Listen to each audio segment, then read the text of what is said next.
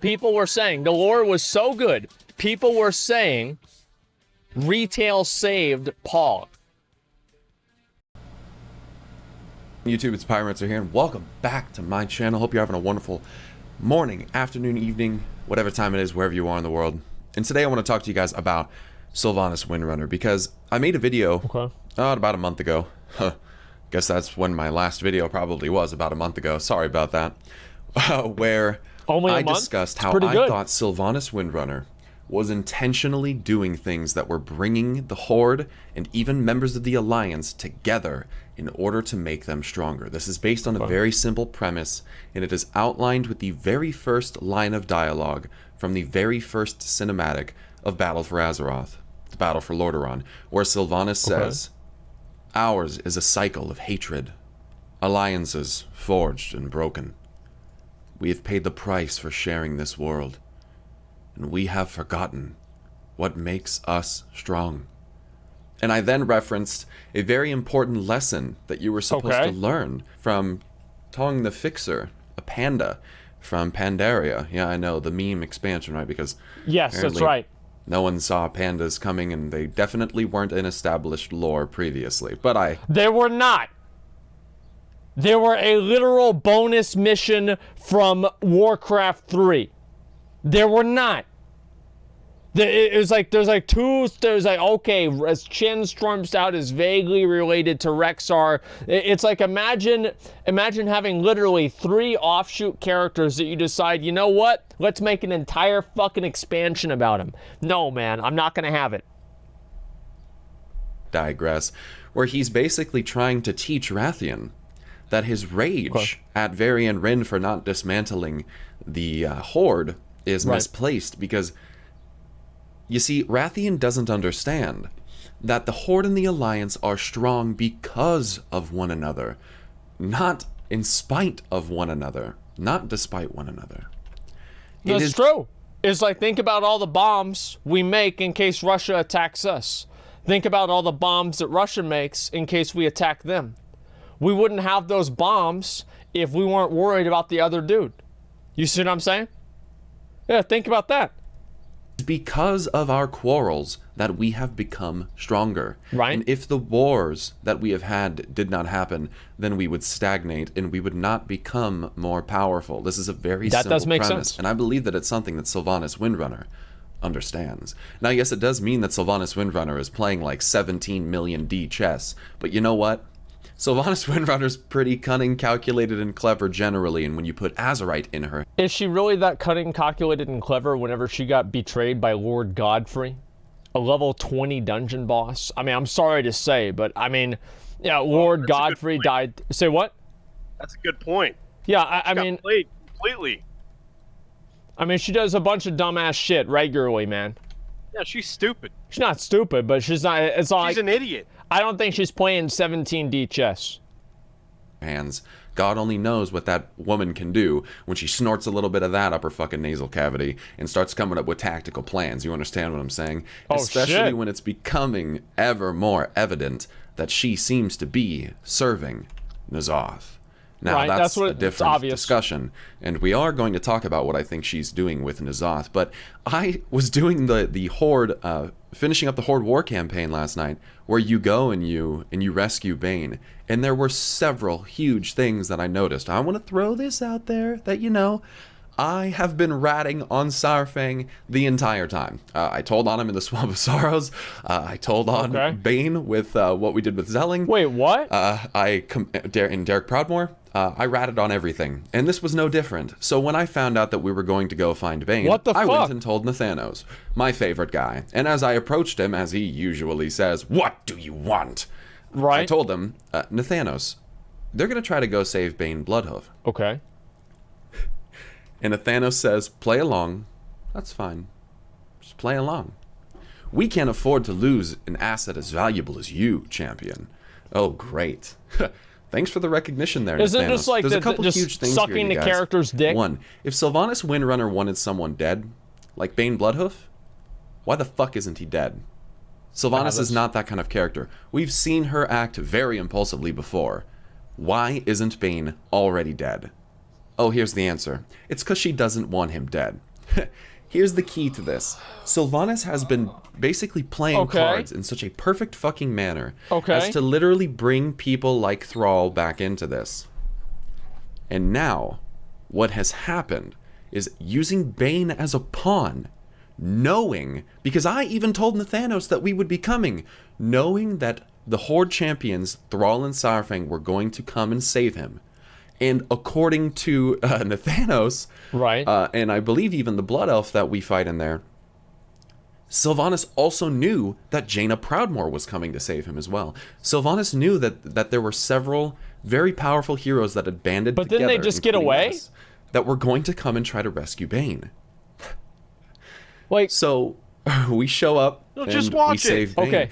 I find it interesting that the wards that were being used to try to keep us from leaving Baine's room were arcane, and if Sylvanas really did know that Jaina was with us, it's kind of an interesting tactic to try to use arcane to stop one of the most powerful arcane wielders on the planet.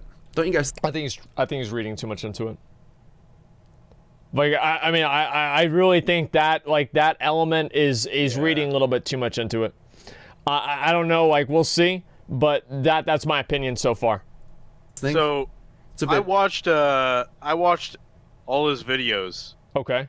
And I think at some points he gives the writers way too much credit. But it's worth discussing the ideas. Okay. In my opinion. It's acceptable. It's a bit odd.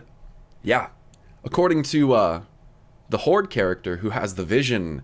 You talk to Lorthar Martheron, and he tells you to talk to the Tauren there. I can't remember the guy's name, but his name's Tauren. When you first arrive at Nazjatar, that same Tauren is basically, he says to you, "My dreams are troubled here." Now I don't know exactly how these Tauren shaman or whatever the fuck he is really have these visions where they commune with the spirits.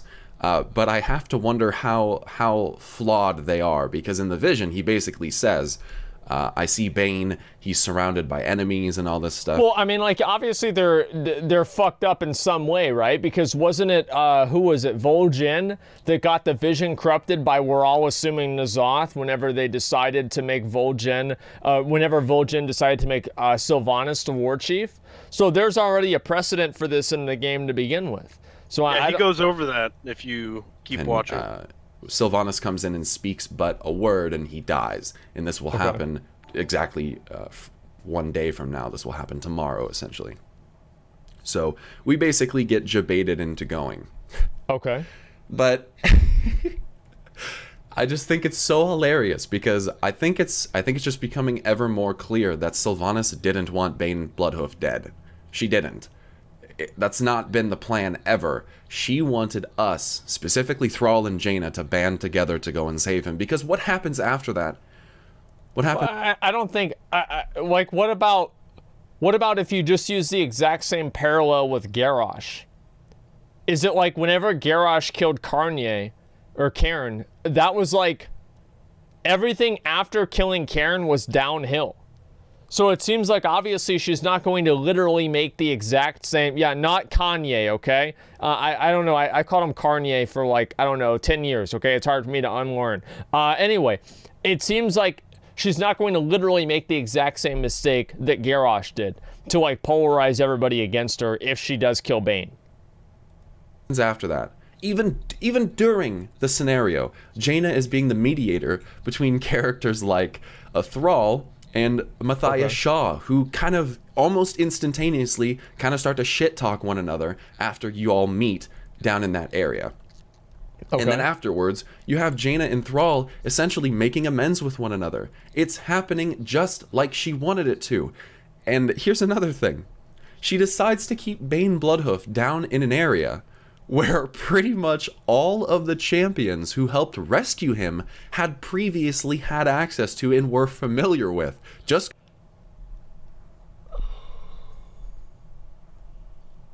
you know why I think that she decided to keep him in the same area? Is because Blizzard didn't want to design new assets.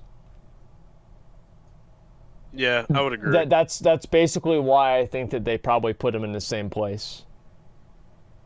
It's just kind of what makes sense. Gonna throw that out there. Saurfang was there for the Siege of Orgrimmar. Thrall was there for the Siege of Orgrimmar. Jaina was there for the Siege of Orgrimmar. Okay. Almost everyone present that helped to save Baine has previously interacted with that underbelly kind of area that we went in there to save him from. Okay.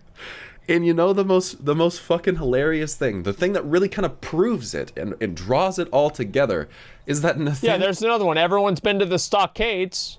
Why did they keep Saurfang there? That's a really good fucking point, isn't it? Yeah, I never even thought of that. Very true. Thanos says, I go back to him after I complete this whole quest line. I go back to Nathanos and I told him what happened. And he says, yeah, not entirely unexpected. Sylvanas essentially, this is paraphrased, but he basically says Sylvanas knew that we were going to escape. Sylvanas had planned for that. And he said, it's really annoying that I have to play along and make it seem like to those heroes that they escaped. But, you know, we just have to play along. What's basically being said here is that Nathanos and Sylvanas were fully aware that the champions that were going to come and try to rescue Baine would come. And they knew that they would get away. Not just that they would show up, but that they would be successful. They knew that. That right there is proof to me that she knew that Baine Bloodhoof was... or that she had never planned that Baine Bloodhoof was going to die. If she did, she would have just had him fucking killed before we got there. Sylvanas is not the kind of character that would pussyfoot around, essentially. She would make sure the job was done. And if Baine Bloodhoof was meant to die, he would be dead. I mean, that is maybe true because you think about the tree, right? I mean, she burned that right the fuck down. I mean, Sylvanas does, you know, she does some crazy ass shit. That's definitely a fact. Not only that, she burned it down just to twist the knife at a fucking night elf. You know what I mean? Yeah. Like, yeah, it's just like one person. It's like, okay, fuck you. Now we're gonna burn down the tree. Sadistic. Yeah, she's crazy. I'll tell you that right now. One other thing that I thought was a really wonderful call out was that Lorthamar Theron and Thalyssra are standing around the fire at the Horde encampment in Nazjatar. And when you go back and you tell Lorthamar that Jaina and Thrall helped to break out Baine, he's kind of surprised at that. Okay. And Thalyssra says to him, why are you surprised? This is not new. The Horde and the Alliance banded together to rescue Suramar from the Legion. And Lorthamar has kind of a little revelation. And he basically says to Thalyssra, your counsel is most wise. And he quotes someone and I'm going to paraphrase this as well. He basically says, there was a time in the past where someone once said to them, the fighting and the quarrel stops when you both turn around and walk away. And I immediately that was Jesus. I know that quote. What was being That was referenced. from the Bible. At the foot of Lei Shen, from the Mists of Pandaria expansion, there's a part where Jaina Proudmoore and a ton of Kirin Tor Magi and Lorthamar Theron and a bunch of Sunreaver Magi show up at the foot of Lei Shen right before where Nalek spawns. And they have a confrontation, and Terran Zu is there. And Terran Zu basically interjects into this quarrel and essentially says, I hate him. Enough. I can't wait for him to die. This has to stop. Your senseless acts of violence need to stop. Okay. Every time that you act violently with one another, it is reciprocated by another violent act, and you must knock it off. Oh, jeez. Turn around. Okay, and all right, walk here we go. away. And Lorthamar remembers this. It was a lesson, as mentioned by Lorthamar, God, that was hate supposed pandas, to be dude. learned. They're so And stupid. he finally understood the truth of its meaning. That sometimes the eternal conflict between the two factions, it doesn't make sense, and maybe every once in a while, or maybe permanently at some point, it is meant to end. It's going to have to end. Because while war has made us stronger, and Sylvanas is aware of this, she has in fact orchestrated this. We're being brought together for the greater good once again. And Okay. people call it a repetitive trope. People say it's something that's overdone. But what the fuck do you expect? You can't beat armies like the Legion. You can't beat players like Ashara without everyone being part of it. I And guess. as Thrall mentions, Yeah, that's true. we've done this so many times and it always falls apart. Just like Sylvanas said, alliances forged and broken. We have paid the price for sharing this world. And we have forgotten what makes us strong. And Thrall begs the question to Jaina, what's different this time? And Jaina says one It's of a the new most patch. important and I think accurate things she could have said. We are different. Huh, that's fucking beautiful. That's great. Okay. Jaina is a perfect example of someone who's different, whose character progression has come leaps and bounds.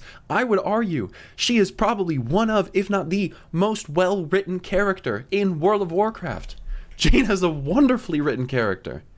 Is Jaina a well-written character? I would say overall, I mean, I like, don't know. okay, so the one thing that you have to understand about Jaina is that any male that becomes involved with her dies. Kael'thas, dead. Her dad, dead. Arthas, dead. Every But single that dragon, Kael'gos? didn't he die? Avarian, dead. No, I didn't think so. Didn't he almost No, die? he's the new leader, isn't he, of the Blue Dragonfly? Yeah, after Malagos, after we killed Malagos. Yeah, I remember now. Yeah, I don't know about that. Yeah, Ronan, dead. Yeah, think about it, man. Ronan's dead? Yeah? That's cool. Yeah. Thank you, Christy Golden, for that one. Okay. But I digress. Sylvanas is doing it on purpose. She is far too clever and far too beloved a character for Okay. Blizzard to do her the way in which people have thought it would be done the entire time. And here's an honest I mean, what happened to Ner'zhul? He literally died in a 5-man dungeon. Okay, what happened to what happened to Sargeras? We didn't yeah, even but hold talk on. to him. That doesn't count because that was WAD. I mean, that's like, if you take anything that happened in WAD seriously, you're gonna have a bad time. Yeah. You know what I mean? No, I get that. I agree with you. But it's still there. I mean, I don't know what else to say besides it's still there. here's an honest opinion. Okay. A lot of the story of WoW, I would honestly go as far as to say almost the majority of the story is not in the game. It's in books like Before the Storm, which most of the player base has not read. Yeah, it's terrible. It's in books like Chronicle, which most of the player base has not read. Right. It's in short stories and comics and audio dramas that most players don't read. Yeah, Because people it's don't give a shit. extraneous. It's on the side. It's not in your face. And the way that Blizzard has been presenting and It's a mistake. representing Sylvanas in the game as of late has been very poorly executed, if you ask me. And That's exactly what they did with Garrosh. Is that, like, apparently in the books, Garrosh was much more reasonable, right? And, like, you could understand what he was coming into, right?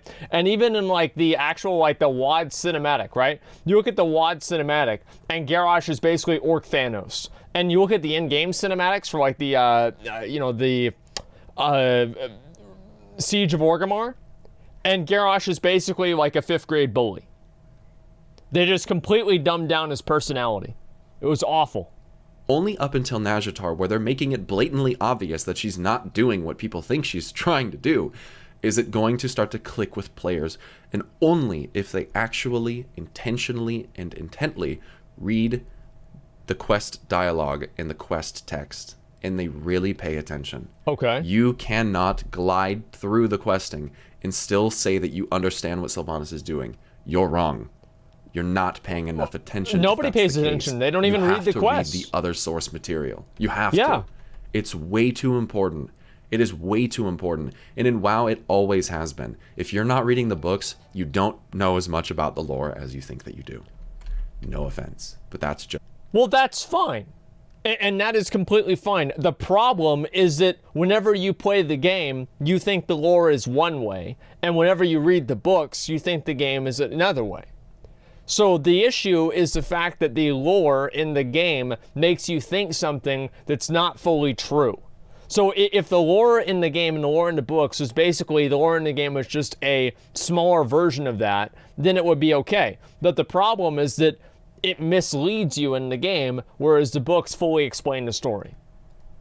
That's the truth.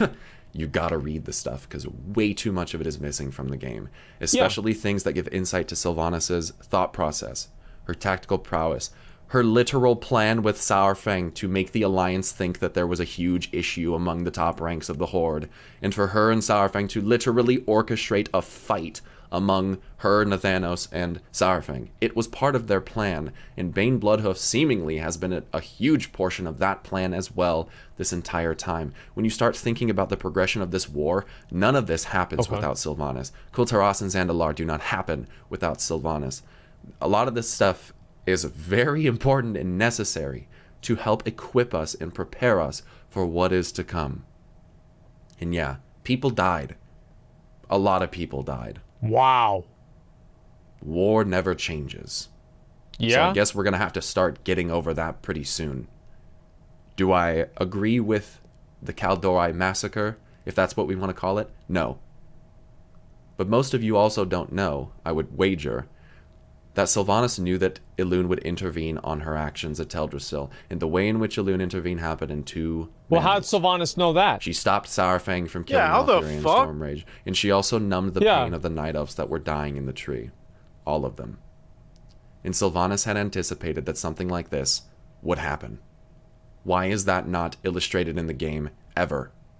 That's a problem on Blizzard's end. Yeah. But that's why you have to read the books, and that's why you have to read the short stories. So That's I'm exactly rambling what at I'm this saying. point. He's saying the exact same in the next thing. video, we're going to talk about what Sylvanas is doing with Ashara and N'Zoth. Short form?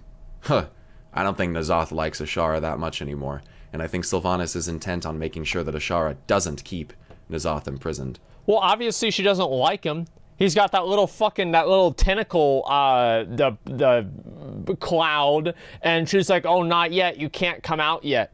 It's like, what do you mean? Like, he's supposed to be, like, in a box? Like, yeah, of course he's pissed off. I guarantee you he's mad. So we'll talk about that next time. If you guys don't know, I do have a Twitter, which I would really appreciate you guys following me at. I do tweet a lot of lore stuff, and you guys are really missing out if you're not following me there. It's twitter.com/pyromancersarg. You can also find me on Twitch, where I've been streaming relatively relatively consistently recently, 2 days in a row. So it's like, that's pretty good. It's amazing. I'd appreciate that. Twitch.tv/Pyromancer. I am partnered over there. A bunch of emotes if you guys want to come and check that out. Give it a follow and there we go. See if you enjoy yourself over there. I'll link you guys I the do video. have an open Discord where we do have some speculation that There you goes go. on Yeah, there. 2 whole days in a that's it, row. guys.